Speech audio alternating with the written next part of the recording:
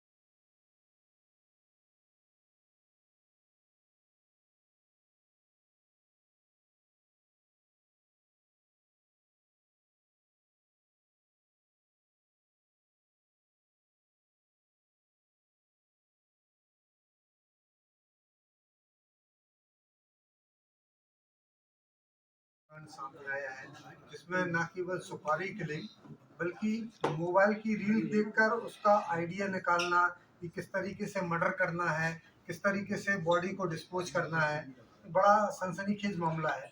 ये पूरा घटनाक्रम इस प्रकार है कि 25 तारीख को हमें एक मुंगवानी थाने पर गुम इंसान की सूचना मिली थी और उस पर गुम इंसान दर्ज करके गुम इंसान को पताड़ने के लिए हमने टीम लगाई थी।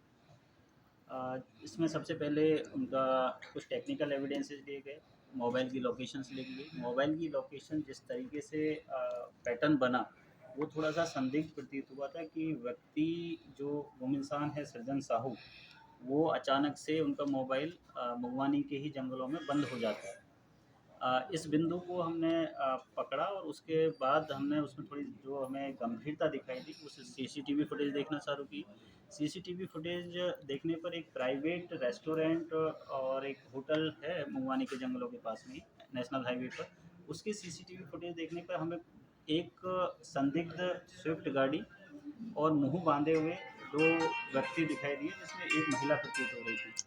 फिर उन सीसीटीवी फुटेज को और ज़्यादा हमने जब खंगाला तो 2 चेहरे हमारे पास सामने आए। उन चेहरों को फिर हमने ना केवल मुंगवानी थाना क्षेत्र में बल्कि जो नेबरिंग डिस्ट्रिक्ट है वहाँ भी हमने मालूम करवाया कि ये कौन हो सकते हैं। उनकी पहचान एक साहिल के नाम से एक पहचान हुई थी और एक महिला की पहचान हुई थी। उन दोनों को पूछताछ के लिए हमने राउंड अप किया। राउंड अप करने के बाद में मालूम चला कि वो जो महिला है उस जो गुम इंसान है सज्जन साहू, उसके साथ यारी दोस्ती में थी, उनके एक रिलेशनशिप में थे। जब उससे और ज़्यादा पूछताछ की गई तो ये चीज़ खुल के सामने आई कि उस महिला ने और साहिल नाम के व्यक्ति ने गुम इंसान सज्जन साहू का मर्डर 25 तारीख को ही दिन के 2 से लेकर 3 बजे के बीच में कर दिया था। इसमें आगे जब इंट्रोगेशन में ये चीज़ इन्फॉर्मेशन निकल के आई है कि जो ये महिला है ये मृतक के साथ पिछले 5-6 साल से आपस में एक संबंध में थे। इस महिला का 4-5 महीने पहले शादी हो गई थी और ये उस मृतक से अपना पीछा छुड़ाना चाह रही थी। 25 दिन पहले इस महिला ने एक जो सोशल मीडिया पे या फिर कुछ जो वीडियो कंटेंट जिस ऐसे प्लेटफॉर्म से कुछ वीडियोस देखे हैं जिसमें कुछ देश के चर्चित जो हत्या प्रकरण ऐसे रिलेशंस में रहे हैं वो भी उसने देखे हैं और वहाँ से इसने आइडिया चुराया और 2 चाकू इसने लगभग 8 से 10 दिन पहले खरीदे थे। उन चाकू को उसने अपने बिस्तर के नीचे छुपा के रखा है। साहिल नाम का व्यक्ति जो इसका पहले से जानकार था उसको 50,000 रुपये की एक कॉन्ट्रैक्ट किलिंग के लिए उसको राजी किया है कि मैं आपको 50,000 रुपये दूंगी, इस व्यक्ति को इस तरीके से उस दिन हम यहाँ बुलाएंगे और इसका मर्डर करना है। 25 तारीख को ये महिला अपने मायके बरहटा में भाई दूज मनाने आई है और जो मृतक है अपनी पत्नी को लेके अपने ससुराल में आया था। और इनका आपस में क्या संबंध है सर? दो ही महिलाओं का? ये दोनों महिलाएं आपस में गांव की हैं और कजिन सिस्टर्स हैं।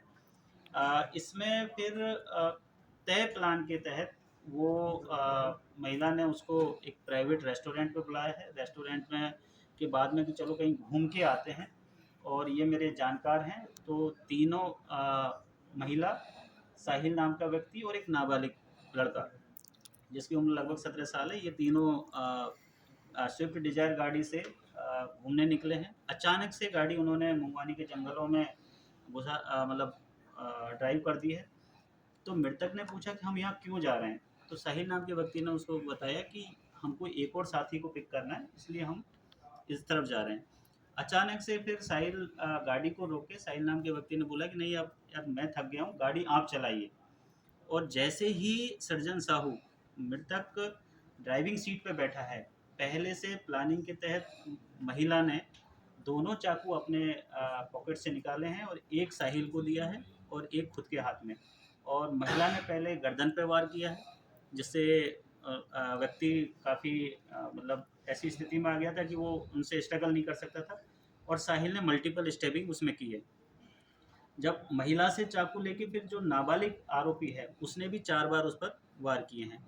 और दिन के लगभग बिल्कुल 2:30 से 3 बजे के बीच में इन्होंने उस गाड़ी में ही मर्डर करके बॉडी को पास ही के जंगल में थोड़ा सा लगभग 100 मीटर दूर ले जाके उसको डंप किया है और बहुत सारे पत्थर इकट्ठा करके उसके ऊपर पूरी तरीके से बॉडी को ढकने की कोशिश की है।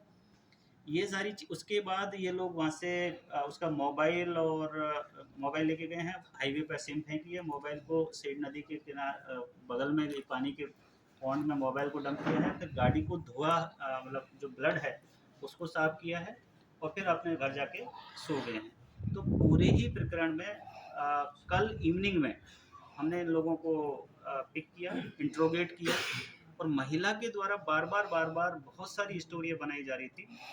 और एक पॉइंट पे तो उसने मृतक की पत्नी के ऊपर ही आरोप लगा दिया था कि उसी ने ही सुपारी दी है। लेकिन एसडीओपी साहब रात भर लगे रहे, हमारे जो एडिशनल साहब हैं इन्होंने लगातार रात में मॉनिटरिंग किया और 3 टीम लगभग 15 से 16 लोगों ने रात भर मुंगवानी के जंगलों में बॉन फायर करके 3 टीम बना के लगातार सर्चिंग की और सुबह 6 बजे हमें वो स्पॉट मिला है जहाँ पर बॉडी डंप थी। तो प्रॉपर इसमें हमने एफएसएल अधिकारी को बुलाया है, उनकी देखरेख में पूरा जो मौके की कार्रवाई वो हुई है। और सबसे महत्वपूर्ण बिंदु जो इसमें हथियार जो प्रयुक्त हुआ था चाकू, उसको हमारा डॉग स्क्वाड ने आइडेंटिफाई किया। डॉग स्क्वाड को जैसे ही हमने लेके गए तो वो चाकू तक हमें लेके गया जो घटना में प्रयुक्त हुआ है। तो दोनों चाकू, रक्त रंजित कपड़े, घटना में प्रयुक्त गाड़ी, ये सभी हमें इसमें जब्त हो गए हैं। महिला ने 10,000 रुपये कैश दिए थे जो कॉन्ट्रैक्ट किलर्स हैं उनको, और जब दूसरी किस्त काम होने के बाद मांगी, मर्डर होने के बाद में जब दूसरी किस्त मांगी तो 20,000 की एवज में या 30,000 की एवज में उसने अपने सोने के जो कानों में पहनने वाले टॉप्स हैं वो उसको दिए। तो ये सारी प्रक्रिया अभी आज उनको गिरफ्तार करके माननीय न्यायालय के सामने पेश करेंगे। तो पुलिस रिमांड लेके और भी इसके जो पहलू हैं उनको हम इन्वेस्टिगेट करेंगे और खंगालने की कोशिश करेंगे। सर, महिला ने क्यों आखिर इस घटना को अंजाम दिया? महिला, जैसा मैंने बताया कि रिलेशनशिप में थे, इलिसिट रिलेशनशिप में थे। 4-5 महीने पहले उसकी कहीं शादी हो गई थी और जो हमें मालूम चला है कि महिला वहाँ से भी परेशान कर रही थी अपने पति को, इससे मृतक से अपना पीछा छुड़ाना चाह रही थी, इसलिए ही उसने 25 दिन पहले पूरा षड्यंत्र रचा था। सर, साहिल का क्या रिलेशन था? साहिल जो महिला, जो अभी तक की पूछताछ में ये आया है कि महिला के कोई रिलेशन में कोई लड़की है, उसके जान पहचान का कि में ये साहिल है, और साहिल भी अपनी स्विफ्ट गाड़ी से आया था। 50,000 रुपये की एवज में साहिल ने ही वो मारने का कॉन्ट्रैक्ट एक तरीके से लिया था और उसने अपने एक नाबालिग साथी को लेके ये पूरी घटना को अंजाम दिया। तो इस तरीके से तीनों ही आरोपी महिला जिसने ये पूरा आपराधिक षड्यंत्र रचा है, हथियार प्रोवाइड करवाए हैं, फिर कॉन्ट्रैक्ट किलर्स दोनों, जो एक बालिग जो साहिल है बालिग है और एक दूसरा नाबालिग है, तीनों को हिरासत में ले लिया है, गाड़ी जब्त कर लिया। बाकी का इसमें जो इन्वेस्टिगेशन है वो चल रहा है। चिन्हित प्रकरण में हम इसको लेंगे, अच्छी से सजा इसमें कराने की कोशिश करेंगे, और जो पूरी टीम एसडीओपी साहब के नेतृत्व में रात भर लगी रही, उनको मेरी तरफ से 10,000 रुपये के इनाम इसमें उद्घोषित किया गया। Thank you sir.